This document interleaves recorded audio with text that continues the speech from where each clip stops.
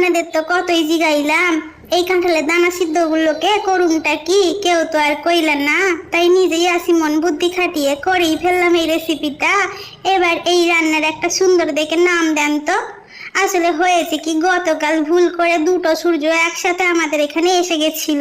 তো রোজ রোজ এত বৃষ্টির পর রোদ দেখে আমি এই দানাগুলোকে একটু রোদ খেতে দিয়েছিলাম, আর দিয়ে বিন্দাস ঘুমাই পড়েছিলাম। ঘুম থেকে উঠে দেখি সব দানাগুলো আবার বৃষ্টির জলে নিয়ে গেছে গা। তাই পচে যাওয়ার ভয়ে কুকারে দিয়ে সিদ্ধ করেছিলাম।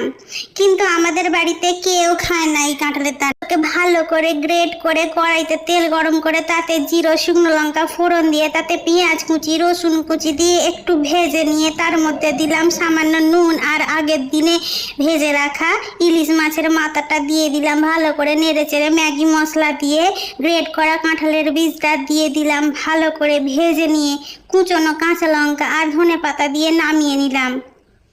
আমার তো খেতে ভীষণ ভালো লাগলো, কিন্তু আমাদের বাড়িতে এত শুকনো খাবার কেউ খায় না।